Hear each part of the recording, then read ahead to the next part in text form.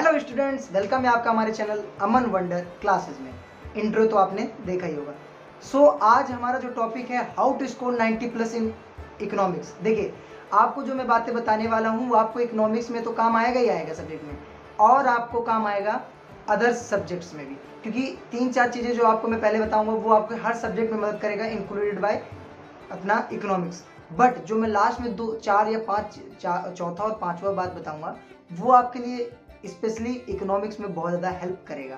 आप वीडियो को पूरा देखें और चैनल को सब्सक्राइब जरूर करें। देखिए, सबसे पहले बात करते हैं चश्मे की। आखिर ये चश्मा मैंने क्यों पहना? देखिए, बहुत कैजुअल होकर आपको बताना चाहता हूँ ये सारी चीज़ें, और जो मैं आपको बताऊंगा अभी जो पॉइंट्स बताना स्टार्ट करूंगा एक एक पॉइंट, तो आपको लिखा भी आएगा क्या चीज़ें। ठीक है, देखिए ये चश्मा मैं क्यों पहना हूँ? ये चश्मा इसलिए पहना हूँ क्योंकि जब आप पेपर हॉल से निकलते हैं, पेपर एग्जाम हॉल से निकलते हैं, एग्जाम हॉल से, तो आपको ऐसी फील आती है, जब आपका पेपर अच्छा जाता है तो आपको फील आता है बढ़िया भाई बढ़िया।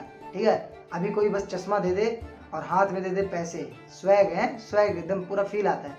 और अगर एग्जाम उसी जगह वाइस वर्सा उल्टा जाए तो क्या होता है, हमें बड़ा अच्छा नहीं लगता। कोई दोस्त पूछता है अरे कैसा गया, अरे हाँ हाँ ठीक है, थोड़ा ऐसा फील आता है ना। तो ये सबके साथ होता है। तो इसको अगर आपको ये वाला फील लेना है, स्वैग वाला, तो मैं आपको जो पॉइंट्स बता रहा हूँ इस पर आप गौर करिएगा। ठीक है, और एक कॉपी निकाल लीजिए, अगर आपको कुछ इंपॉर्टेंट लगे तो आप नोट कर सकते हैं। बाकी अगर आपको दिमाग में याद रहे तो आप इतना नोट करने पे मैं विश्वास करता नहीं हूँ।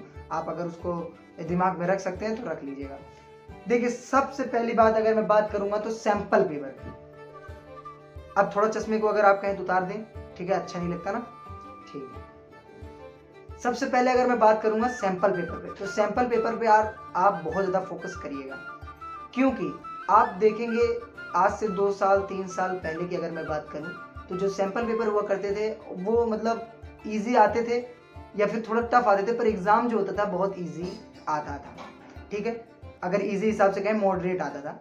पर अगर मैं बात करूं अभी इसकी अब कुछ सालों से, जैसे प्रीवियस ईयर का और 1 साल बैक और देखें, तो अब कंपिटेंसी बेस्ड क्वेश्चन आने लगे हैं। कंपिटेंसी बेस्ड क्या होता है आपको पता ही होगा, नहीं पता है तो आप मेरी वीडियो जाकर देख सकते हैं।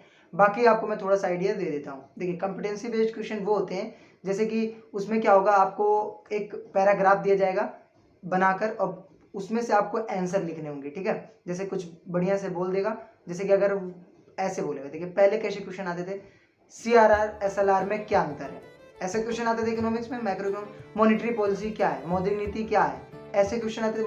RBI का कार्य क्या है, ऐसे क्वेश्चन। पर अब ऐसे नहीं आएंगे। अब आपको पूछेगा CR SLR बढ़ाने से अर्थव्यवस्था में क्या इफेक्ट पड़ेगा, CRR SLR को कम करने से RBI का क्या रोल होता है, RBI के रोल के बारे में पूछेगा। ठीक है, मौद्रिक नीति क्या होती है, इसको कौन बनाता है, ये हमारे देश में किस प्रकार से कार्य करती है। ये चीज़ें आपको इस प्रकार से क्वेश्चन थोड़ा बन बुना कर आएंगे, जिससे आपको क्या करना होगा, उसको आपको ब्रीफली एक्सप्लेन करना होगा। ठीक है, तो आपको इन सब चीज़ों पर फोकस करना है। पहला मैंने सैंपल पेपर बता दिया, आप सैंपल पेपर को इस बार बहुत ज़्यादा समझ कर जाइएगा, क्योंकि जो सैंपल पेपर है वो बहुत ज़्यादा चेंज है। ठीक है, पहले की तरह सैंपल पेपर नहीं है और ना पहले की तरह पैटर्न है। इस बार जो पैटर्न है वो चेंज हो चुके हैं एग्जाम के, उन पे आप ज़्यादा फोकस करिएगा। ठीक है, अभी मेरा कार्य है आपको बताना कि वो कौन कौन से पॉइंट्स हैं जिन पे आपको फोकस करना है और कैसे आप नंबर इंक्रीज कर सकते हैं अपने इकोनॉमिक्स में और अनदर सब्जेक्ट्स में भी। अब दूसरी की बात करूँ, दूसरा जो पॉइंट है वो है टाइम मैनेजमेंट। देखिए, टाइम मैनेजमेंट क्या है, मैं आपको ये नहीं कह रहा हूँ कि घर पे आप 8 घंटे उठिए, 4 बजे उठकर या पढ़ने लगिए, 3 बजे उठ के 3 बजे 2 बजे उठ जाइए और पढ़ने लगिए, नींद पूरी हुई नहीं, आँख सूजी हुई है और पढ़ने लगिए। तो ऐसा नहीं है, जिसकी जैसी आदत है वैसे ही करिए। अगर आप रात में पढ़ पाते हैं तो रात को पढ़िए, दोपहर में पढ़ पाते हैं दोपहर को पढ़िए, सुबह पढ़ पाते हैं सुबह को। मैं इन सब चीज़ों में बिलीव नहीं करता हूँ, ना मैंने कभी किया है कि 4 बजे उठकर मैं पढ़ने लगूँ, नहीं। ठीक है, तो मैं यही कह रहा हूँ जैसे आपको अच्छा लगे वैसे। मैं ऐसा नहीं कहूँगा कि आप उठ के मत पढ़िए। ठीक है, तो आपको क्या करना है, ये जो टाइम मैनेजमेंट है यहाँ घर पे नहीं, एग्जाम हॉल में ठीक से समझना है। देखिए, ये जो मैं आपको बताने वाला हूँ ये किसी भी आपको यूट्यूब चैनल पर जल्दी नहीं मिलेगा, और आपको समझना है। आपको वहाँ जब पेपर आप जाते हैं लिखने, आप जब लिखने जाते हैं तो वहाँ आप देखते हैं कि 6 नंबर के क्वेश्चन में आप करते हैं 3 नंबर का। ठीक है, तब 3 नंबर जैसा, और 3 नंबर के जो क्वेश्चन होते हैं उसमें आप करते हैं 6 नंबर जैसा।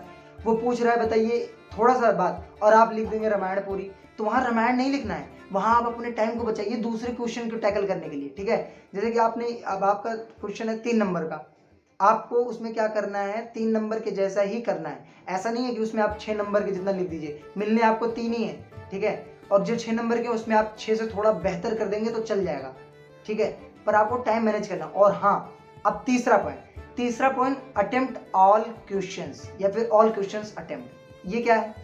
देखिए कई स्टूडेंट्स क्या करते हैं, उनको मान लीजिए 3-4 क्वेश्चन या 2 क्वेश्चन नहीं आ रहा है, वो क्या करते हैं, क्वेश्चन को छोड़ देते हैं। क्यों छोड़ देते हैं? सोचते हैं यार ये तो आ ही नहीं रहा।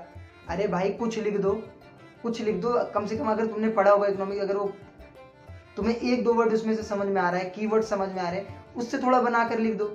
हो सकता है एग्जामिनर कोई बढ़िया हो, वो आपको 2 या 3 नंबर दे दे, 5 नंबर का है तो 2 नंबर दे दे, ठीक है, 3 नंबर का है तो 1 नंबर दे दे, 2 नंबर दे दे, ऐसा हो जाता है, ठीक है। अगर आप पूरा छोड़ के आ जाओगे तो आपका क्या नुकसान है, आपको 0 मिलेंगे। देखिए अगर आप पूरा छोड़ कर आओगे तो आपको कितने मिलेंगे, 0 मिलेंगे। पर अगर आप कुछ ना कुछ लिख के आते हो तो आपको कुछ ना कुछ नंबर तो मिल ही जाते हैं, ठीक है। तो आपको यही कह रहा हूँ कि आपको सारे क्वेश्चन अटेम्प्ट करने हैं, और आपको सारे क्वेश्चन अटेम्प्ट करने ही हैं, और पहले वो अटेम्प्ट करने हैं जो आपको अच्छे से आता है। इसको बोलते हैं टाइम मैनेजमेंट। कई बच्चे क्या करते हैं, पहले वो जैसे एग्जाम पे एमसीक्यू करने लग जाते हैं। अरे एमसीक्यू तो 2 मिनट में हो जाता है, ठीक है, समझ कर। आप पहले क्वेश्चन आंसर करिए, ठीक है। कई लोग कहेंगे कि आप पहले क्वेश्चन आंसर करिए, वो एग्जामिनर के लिए बहुत अच्छा होता है कि वो जब चेक करता है उसको पूरा लाइन से दिख जाता है। आपको उसको उस प्रकार से पूरा खुला पेज नहीं देना है, आप अपने अनुसार लिखिए और बढ़िया से लिखिए। जो पहले क्वेश्चन आपको बड़े लगते हैं, जो आपको अच्छे से आता है बिल्कुल क्वेश्चन आंसर में, वो लिख दीजिए। बाद में उन पे टिक लगा दीजिए कि आप इसको बाद में करेंगे, ठीक है। ये हो गया। और अगर मैं बात करूं चौथी चीज की, कितना हो गया, 2 या 3 चीज हो गई। चौथी चीज की अगर मैं बात करूं तो आपको जो है क्वेश्चन का जो ये सैंपल पेपर है ना, प्रीवियस ईयर पे ध्यान देना है। प्रीवियस ईयर यानी कि पिछले साल का, पिछले साल, ठीक है। क्योंकि अभी 2 सालों से क्या हो रहा है कि क्वेश्चन का जो पैटर्न है और जो डिमांड है वो अलग हो रही है। पहले क्वेश्चन जो 12th में आते थे, पूछ लेगा करंट अकाउंट का क्या होता है, यानी चालू खाता क्या होता है, पूंजीगत खाता क्या होता है, इसके अंदर क्या क्या चीजें आती हैं, ठीक है, ये चीजें पूछता था। पर अभी ऐसा नहीं पूछेगा, पूछेगा करंट अकाउंट डेफिसिट क्यों होता है, इसके पीछे का क्या कारण है। और अब जैसे कि 1991 में एक हमारे यहाँ आपने सुना होगा नेप, अगर आपने इंडियन इकोनॉमी पढ़ी है तो आपने नेप पढ़ा होगा, new education sorry new education new economic policy, ठीक है, न्यू इकोनॉमिक पॉलिसी आपने पढ़ी होगी। उसमें क्या था, एलपीजी आया था, एलपीजी गैस नहीं, एलपीजी यानी कि लिबरलाइजेशन, प्राइवेटाइजेशन एंड ग्लोबलाइजेशन, ठीक है। कई बच्चे, जब मैंने भी पहली बार पढ़ा मुझे लगा एलपीजी गैस आया था, तो ऐसा नहीं है। एलपीजी उस समय मतलब उदारीकरण, निजीकरण और वैश्वीकरण जो है इम्प्लीमेंट हुआ था हमारे देश में। तो ये चीज़ें आपको समझनी है। और आपको ये मैं कहना चाहता था कि जो ये लिबरलाइजेशन, प्राइवेटाइजेशन एंड ग्लोबलाइजेशन है, पहले पूछता था उदारीकरण क्या है, निजीकरण क्या है, सरकार ने क्यों किया। अब ऐसा नहीं पूछेगा, अब पूछेगा ये क्यों लाया गया। थोड़ा समझिए, वही चीज को बहुत ज्यादा डीप में पीछे लेके जा रहा है, ठीक है। तो आपको ये चीज समझनी है, ठीक है, आपको ये चीज समझनी है, मैं आपको बार बार बता रहा हूँ। यही 3-4 चीजें थी, और I hope you understand this. और अगर आपको इंपॉर्टेंट वीडियो चाहिए, इंपॉर्टेंट टॉपिक्स पे वीडियो की, बोर्ड्स में इकोनॉमिक्स में कौन कौन से इंपॉर्टेंट टॉपिक्स हैं कि जो एग्जाम में आते हैं और हर बार आते हैं, मैं आपको गारंटी दे सकता हूँ विथ प्रूफ, ठीक है। तो वो चीज़ें आपको करनी है। चैनल को सब्सक्राइब कर लीजिए और कमेंट करिए हाँ भैया चाहिए, ठीक है। चलिए मिलते हैं नेक्स्ट वीडियो में, तब तक के लिए।